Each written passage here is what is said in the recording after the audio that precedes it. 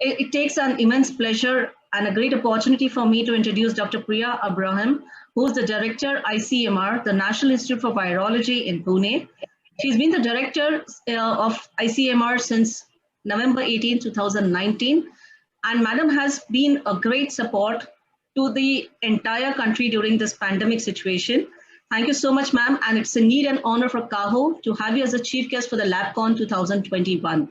We welcome to this session, and over to you, ma'am, for a few words of guidance and enlightenment. Thank you very much. Dr. Venkatesh Tupel, patron of CAHO, Dr. Vijay Agarwal, the president of CAHO, Dr. Aparna Jairam, Dr. Ravi Kumar, Dr. Lalu Joseph, who I know very well, Dr. Seema Bhargav, the chairman of the CAHO Diagnostic Division, Dr. Shankar Sengupta, many other luminaries like Dr. M.I. Sadullah, Dr. Anita Rani, and several other eminent people, both from CAHO and from NABL, whom I don't know personally, whose names I've heard. It is my unique honor to be delivering this talk. My mandate was to speak a little about our role with the making of India's first indigenous vaccine, COVID-19 vaccine. And without further ado, I will just go into my talk. I'm really privileged to be here. So an outline of this talk is how we partnered with Bharat Biotech International Limited, doing different aspects of the development of this vaccine. It started first in NIV, the detection of India's first COVID-19 strains. Then our second landmark was actually the first isolation of this virus in a cell line, propagating it in vitro, going on to completely characterize the virus, handing over the virus to BBIL, embarking on preclinical trials for the vaccine, onto clinical trials, and then interrogating one of the variants of concern of this virus. So activities in NIV began as early as the middle of January last year, where physician scientists in NIV started looking at these unusual cases of pneumonia that were being reported from Wuhan, China. They made up their case definitions and case report forms looking at WHO literature. Side by side, laboratory scientists started trying to put together an analytical test, a test that could detect, it was a molecular assay, to detect this virus from cases of severe respiratory disease. So we organized ourselves into two labs, the primary lab being the National Influenza Center of the WHO that receives specimens and started doing the testing, and blinded to the results of whatever those tests were. Another lab on our other campus started doing the testing for all those samples.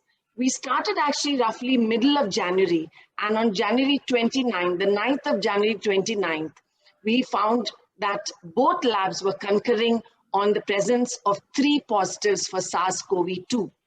We reported this on Jan 30th to ICMR, the Director General. We went on to make reagents and SOPs for mainly the virus reference diagnostic labs, which are part of the DHR network. These were located primarily near the major airports. We made our own positive controls because it was difficult to import all of this from abroad.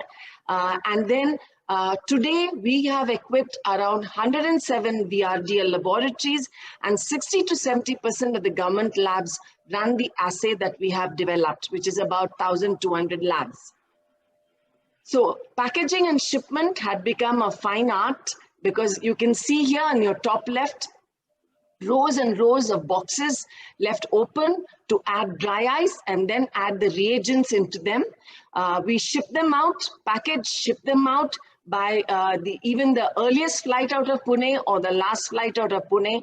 And as of today, we have actually sent out 57 lakh reactions of RT-PCR to different parts of our country.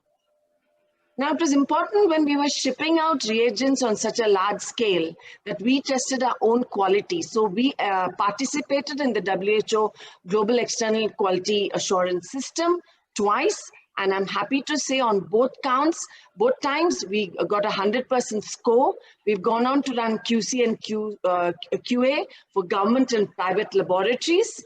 We also were able to put up our first image of this virus. It was an transmission electron micrograph that you're seeing here. This was published in March of last year. And we also put up our first, we submitted into the global database, what is known as the GISAID database. It was initially set up for influenza when the pandemic influenza hit us about more than a decade ago. It's called the Global Initiative for Sharing All Influenza Data. This same database accommodates SARS-CoV-2 whole genome sequences. So we mapped the genome of over almost 30,000 base pair sequence of this virus. And we found that two out of our first three strains, which gave good sequences, were about 99.98% identical to the original Wuhan seafood market pneumonia virus. But it's interesting to point out to you that even these two had a different lineage as compared to the global phylogenetic tree that was developing then. Our next big landmark event was the capacity to isolate this virus in vitro. This meant we could propagate, build up lots of antigen, generate lots of live virus. And of course, when you isolate a virus and say, this is the virus growing, we had to interrogate it in terms of doing an immunofluorescence using a panel of well-characterized anti-sera. We did a transmission electron microscopy, which was followed by an immune electron microscopy. And later, we also did a whole genome sequencing of these strains to be sure that we were on the dot, and this was indeed the SARS-CoV-2 strain. This, we were successful in the Vero CCL81 cell line. So this actually in a nutshell tells us our journey with BBIL. We had isolated the virus. We selected a strain that was growing well, that we could propagate. We had several passages of this virus in our laboratory. This was grown in our highest containment laboratory, a BSL-4 laboratory. And by end of April, we handed over the strain to BBIL after scrutinizing their capacity to safely propagate this virus. They inactivated the virus using beta-propionolactone and gave it back to us in May. In May, we were asked to check out that this virus was truly inactivated and again characterize it in terms of its molecular profile, protein profile, immunological profile, stability, etc. In June, August, started our preclinical studies in hamsters and non-human primates, rhesus macaques. And in July, August, we went on to phase 1, phase 2 clinical trials. And you know, in November, BBIL started their phase 3 trials for Covaxin. So when you, one has to interrogate the composition of a vaccine, we put it into the cell culture system that we know can support this, the growth of this virus.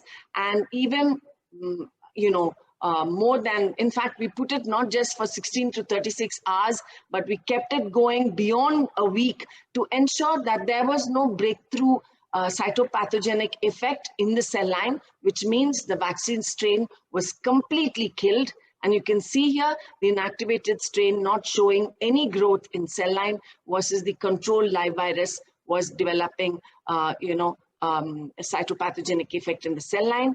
We characterized the protein, compared the protein of live and killed, which is very comparable, looked at the EM images, again comparable, and we also looked at the different formulations of this vaccine. We looked at it for stability at different temperatures for about a week. Now, why did BBIL choose a whole virion inactivated vaccine? Well, we all know this technology has been time tested. It's, yes, it's a conventional and safe vaccine. It is even safe to be used in pregnancy, though now because we are so early into, the era of vaccination, you would find that pregnancy is a contraindication, but I'm sure this will be lifted with time. And then you know that this method of inactivation using whole virion particles that are inactivated is applicable to many other viruses. Now, what was the uniqueness of this strain? What was the uniqueness of this strain?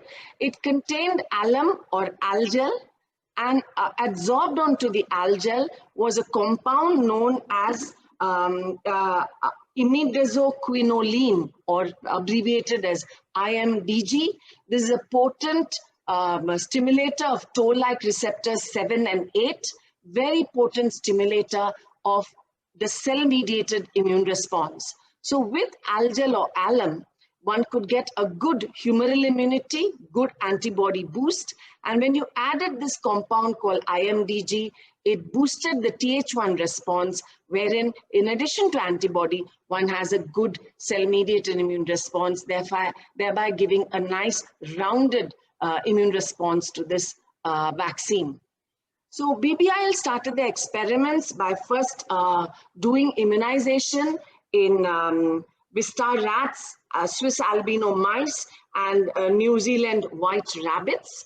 And you can see their neutralizing antibody with time. By day 21 or the third week, neutralizing antibodies were coming up, and also their Th1 response was beginning to look good. After finishing with these small animal species, they brought the vaccine formulations to ICMR NIV. And even when they were doing their neutralization tests, they would send us coded panels of samples from the mice, rats, and rabbits to be tested at our place to see whether their neutralization assays were were on par with ours. And then they brought the vaccine formulations to us to do immunization and challenge experiments. So briefly, hamsters, golden Syrian hamsters, were inoculated on day 0 with actually 4 formulations. One was a placebo. Another was just vaccine with algel or alum. The third was 3 micrograms, a reduced dosage of the vaccine with algel plus IMDG. And the last formulation was, again, double the amount, 6 micrograms with algel plus IMDG. The second dose was on day 14, and the third dose was on day 35. And on day 50, we actually performed the virus challenge, wherein if you have vaccinated an animal, you challenge them with live virus to see whether they go down with illness and what would be the level of protection, just like akin to the efficacy one might look at in humans, which of course would be a naturally acquired, but here we are artificially challenging them. Blood samples were collected on these days, and challenge was done on day 50. And then after challenge, on 3rd day, 7th day, and 15th day, we took blood samples, and this actually involved 36 Syrian hamsters in 4 groups of 9 animals. And on each of these days, 3 animals from each group were sacrificed to actually not only look at biological specimens and the serum response, but also to look at virus in the lungs and in the bronchoalveolar fluid. So here you can see after the 3 dose, the IgG binding response was building up. You can see that with the 3 microgram IMDG as well as algel, and the 6 microgram IMDG and algel, and this is just algel without IMDG. This is the response we got, and you can also see neutralizing antibodies, which are believed to be the protective functional antibodies of all the antibodies produced against this virus. You can see the antibody response building up. We also looked for virus in different upper airway anatomical locations and lower airway, nasal wash, throat swab, lung, and trachea. We looked for virus, the virus load in these locations. And what you're seeing here in purple is actually the placebo group, And you can see the 3 formulations that when we looked at them post-challenge, you could see the clearance of virus happened much quicker where they had actually received vaccine as compared to the placebo, which is this deep purple curve here, where the virus continued to replicate for longer periods of time. We went on to also do immunization and challenge experiments in non-human primates. This was done a very challenging period for NIV, and the schedule here was day 0, day 14, and 2 weeks after the second dose, we challenged them again with virus, akin to the golden hamsters. Only here, this is a 2-dose formulation.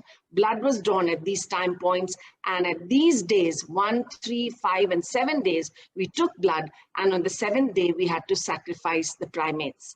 Again, it was in 4 groups with the placebo, just the Algel, then 3 micrograms with Algel and IMDG, and 6 micrograms with Algel and IMDG. You can see the binding antibodies appearing with time. These are IgG antibodies, these are neutralizing antibodies. And again, we looked for virus, both for genomic RNA and subgenomic RNA. Subgenomic RNA is reflective of active virus replication. And again, you can see that in the group, the placebo group, replication continued for longer periods of time versus with vaccine, you could see that the presence of virus flattened out, by 3rd day or so, and definitely by 7th day, there was hardly any virus in these groups of animals. We then went on to clinical trials, and the phase 1 clinical trial, which involved totally 375 individuals. They were into 4 arms. The control arm that got just the Algel. The first of these arms received the 3 micrograms vaccine plus Algel plus IMDG, 6 micrograms vaccine, Algel plus IMDG, 6 micrograms vaccine with just Algel, no IMDG here. And here, like I said, this group got only Algel. They were followed up. This was a 2-dose vaccination schedule for phase 1 trials. They followed up to day 42. And they have been followed up even longer since then. And you can see the antibody response. This is day 0, day 28, day 0, day 28, day 0, 28 for all the 4 arms. And you can see on day 0 and in each one of this, the antibody levels, be it for antibody against spike protein or the receptor binding domain or the nucleocapsid protein, or even the Th1 bias, which is really a cell-mediated immune response. You can see that this was going up from day 0 to on day 28. This had gone up in each of the groups, including the control group marginally. You can see the neutralizing antibodies are, this is shown in much this is much clearer. The neutralizing antibodies to the different vaccine formulations definitely increased with time from day 0 to day 28.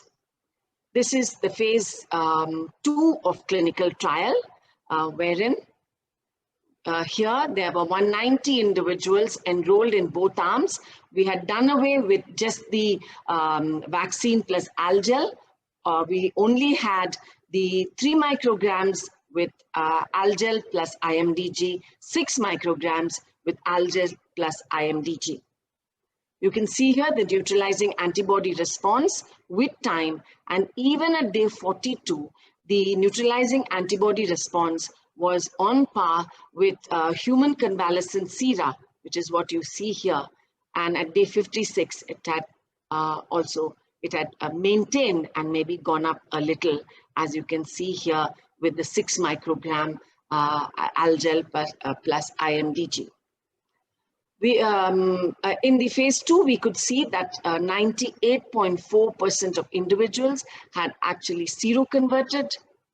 And I'll just skip this. So this is the outline of phase 3 trial, where we know BBIL has incorporated, recruited rather 25,800 participants with 10,900 in each arm, vaccine versus placebo. Here the vaccine formulation is 6 micrograms plus IMDG and Algel. And this is how they were, the schedule, as you know well. And the first primary endpoint that was looked for was to look at 43 cases of virologically confirmed COVID, which they found that in the treatment arm or the vaccine arm, there were 7, versus in the placebo arm, there were 36, totally numbering 43, which yielded the 81% efficacy that everybody's talking out, which is highly significant between both these groups. Of course, they will be looking at secondary and tertiary endpoints very shortly. So this has been, I haven't shown you many of the slides for want of time, but this has been a spectacular journey with BBIL. Sometimes we had to remind ourselves we were working with pharma because they were very professional, extremely, scrupulous with their experiments. They would send samples to us for confirmation. Everything was blinded and the code was broken only after results were available. So we've been able to get publications for the small animals, the hamsters, both these came in iScience. The non-human primates is in Nature Communications, phase 1 in Lancet Infectious Diseases, phase 2 in Lancet Infectious Diseases, and interim efficacy I just spoke to you about. We also interrogated the role of, what impact neutralizing capability did Covaxin vaccinated individual sera have on this novel variant of concern, which everybody calls as the UK strain. It's actually the B.3.1.1.7 as per a particular classification. And we found that in comparison to the strain that was used for the vaccine, another clade 0 strain, it's called the unclassified strain, but also clade 0, and the UK strain, there was no significant difference in neutralization titers as per our studies. So this has been a spectacular journey. I had the privilege of welcoming RPM when he came to Pune in relation to vaccines. This is the team, the ICMR NIV team, the ICMR headquarters team, the main players in BBIL. Of course, this doesn't include many of the technologists who have worked in both these teams, so hard over the last 1 year. And I'd like to say thank you. If you note, we are saying thank you with our typical COVID punch. Thank you for your patient listening. Thank you so much, Dr. Priya Abraham, for the insight into all these things that we always had queries on the COVID vaccine, and also enlightening us on all the procedures. Indeed, it is a pleasure to have you with us, and we are looking forward to your support and guidance in our journey. Thank you so much. You're welcome. Thank you very much, Dr. Priya, for accepting our invitation and for throwing light on how vaccine was developed. Wonderful talk. Thank you for accepting our invitation. Thank you very much. It has been my singular honor. Thank you.